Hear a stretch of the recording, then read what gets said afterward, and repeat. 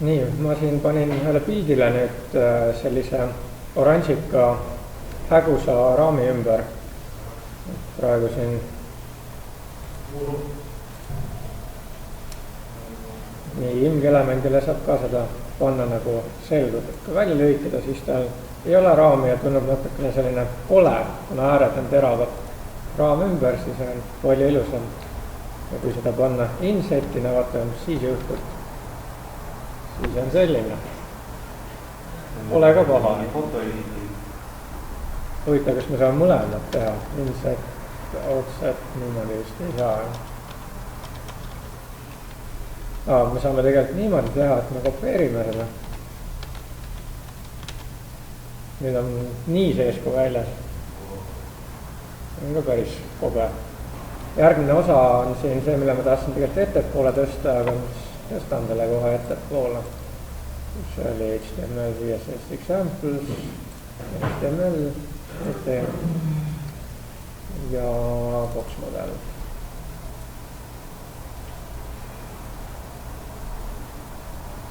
Algab siin kasti mudel hakkab siit.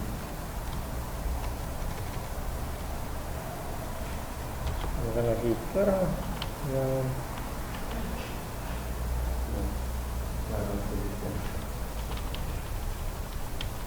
siia ingliskeelsel versioonil ka.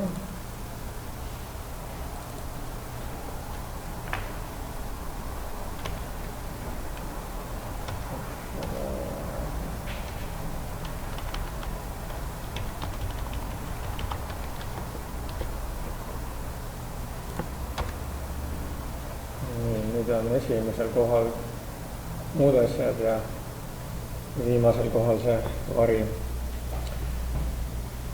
Nii, kasti mudel. See kasti mudel on mulle esitatud ka ühel slaidil, see on CSS-i slaidi shows.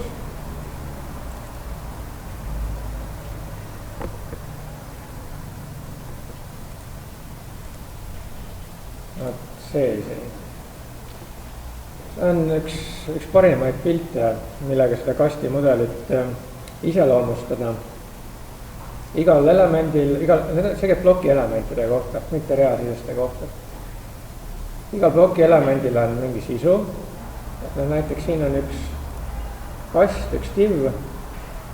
Et see, mis on raamide vahel, see on content, see on sisu osa. Ja sisu ja raami vahele mahub vaba ruum või öeldakse, et pane õhku vahele. See on siis padding, et ta ei oleks päris servast, me saame paddingut lisada, see on nagu, paneme padjad tegelikult vahele siis. Järgmine on border ehk raam ja raamist väljaspool on kaugus mingist välisest, teisest elemendist. Ja me saame neid omadusi ka kombineerida. Muidu, kui me paneme paddingut, siis selline vooderdus ülevalt on padding top, vooderdus alt on padding bottom, vooderdus paremalt on padding right ja vooderdus vasakult on padding left. Ja need samad top, right, bottom ja left on nii borderi kui margini kohta ka. Ja me saame neid kombineerida. Näiteks siin on lihtsalt kasutatud marginit, mitte margin top või margin bottom. See on kokku pandud 4 väärtust. Need on alati sellises järjekorras. Kõigepealt ülevalt, siis paremalt, siis alt ja siis vasakult. Paddingu puhul siis sama. Me saame 4 asemel ka 2 panna. Siis esimesed 2 on ülevalt ja alt ja teised 2 on vasakult ja paremalt. Saame ka 3 panna. Kui me näiteks 3 paneme, siis esimene on ülevalt, teine on paremalt ja vasakult ja 3 on alt. Nii, see esimene kast siin, mis tal siis nüüd erilist siin on? Siin on pandud ta ujuma lihtsalt. Load left, jah. Teine kast, see on ka load left. Ja mis see 3 on? Kolmandale öeldakse clear. kas mul on see aken liiga väike?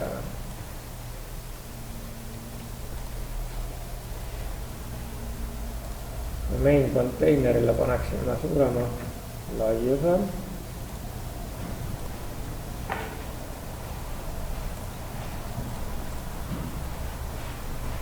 Sellele, milles sees need klotsid on. Saame siia panna ka näiteks float right, siis ta läheb paremale. Ja siis tekst ja muud asjad ujuvad vasakult mööda. Kui ta on float left, siis kõik ujuvad paremalt mööda. Ja kui me tahame, et ta igal juhul läheks järgmisele reale, siis paneme clear vastavalt left või right või both. Mulle praegu tundub, et see siin on suhteliselt kehv näide, sest nad peaksid olema veel omakorda mingi kasti sees, et seda saaksime demoda. Okei, ma püüan tekitada sellise siia, kuhu ma tekitan luuletusse näiteks. Teen siia suvalise sectioni. Class verbal parent ja selle sisse panen siis 2 väiksemat ja siia ei panegi klassi. Nüüd paneme veel kolmanda, mis ta nüüd tegi selle. Meil on suur div, mille sees on 3 väiksemat divi. Ja et seda saaks demoda, siis suurele divile mingisugused mõõdud. Näiteks 10 remmi.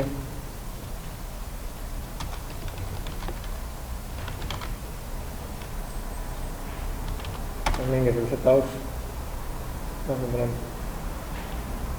selle raami ka. Border shadow näiteks, ma panen border shadow'ks otsa taga 0,0 ja black. Endale mingisuguse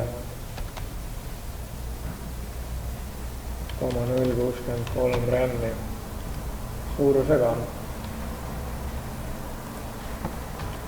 Ja need, mis seal sees on, kohe näeme, mis ta välja näeb. Kõige lõpus siin kuskil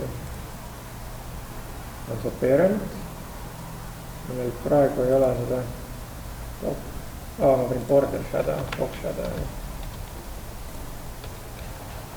Nüüd on näha see suur kast siin. Suure kasti sees on 3 väiksemat, mille praegu mõõta ei ole. Näeme nendele ka mingid mõõdud, et need oleks väiksemad. Parent section, laius näiteks 2 remmi, joome kõrgusega 2 remmi ja box shadow 0,0, 0,63 remmi red.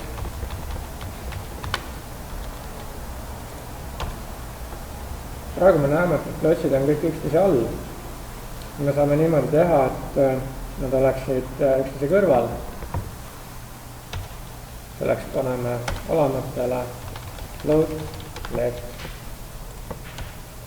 Ja nad on kõik üksteise kõrval vasakul. Samuti me saame selle lefti ära muuta right'iks. Siis me saame niimoodi teha, et näiteks see viimane klots, mis siin on, läheks jõuga uuele reale. Parent, section, end või last child vist oli. Last child. Ja ütleme sellele, mitte float, vaid clear left. Nüüd ta võttis selle float'i maha ja lükkas ta nagu basseini järgmisele rajale. Kui me siin nendel ülemistel oleks nüüd float right, siis ta läheb ikka samasse ritta, sellepärast et ta ei clear'i seda write'i. Et esimesed kaks on antud juhul siis nagu parempoolse ujutatavusega rajal ja see viimane on nagu omaette eraldi rajal, ta on lihtsalt staatiline. Ta ei ole ei right ega left. Kui me tahame, et ta nüüd läheks uuele reale, siis võime siia clear right ja nüüd ta läheb vasakule. Me saame ka panna niimoodi, et need esimesed ülemused kastid on, et esimene on näiteks left ja teine on right. Ja kirjutan siia esimese kohta parent section first child ja float left, esimene on siis left, teine on right ja kolmas on praegu clear right. Kui nüüd sa lähed kolmandalt võtta see ära, siis ta ilmub sinna keskele, sest seal on vaba ruumi veel. Kui seal vaba ruumi ei oleks, läheks ta järgmisele reale. Saame panna left, me saame siia teha ka quote, siis ta clearib mõlemalt poolt ära.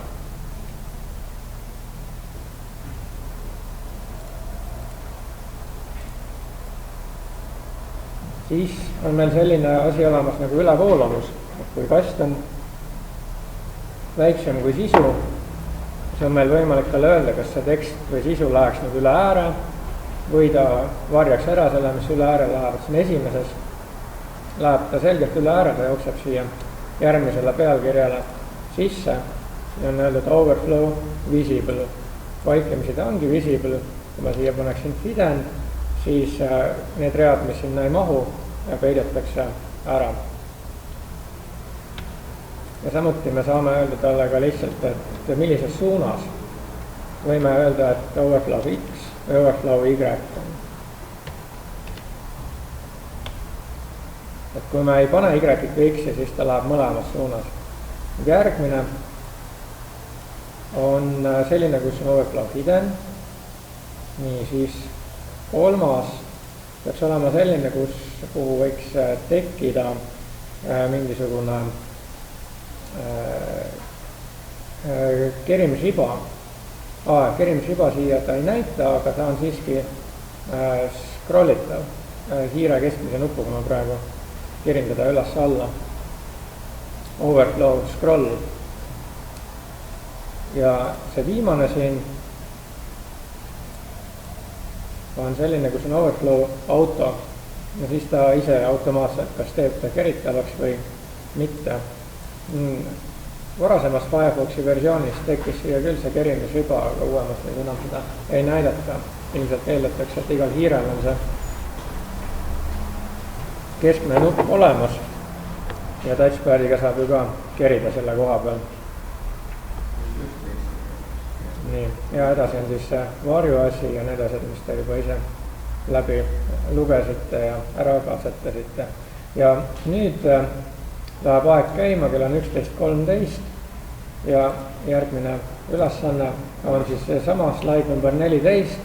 Need 3 asja tuleb ära teha, et piltidele paned raami ümber ja kaamistad vastavalt, tekstikastide ning teksti ja pildi vahele paned õhku ehk vooderdust ja teksti ja kasti ääre vahele samuti paned õhku, et mitte miski ei oleks üksteise otsas.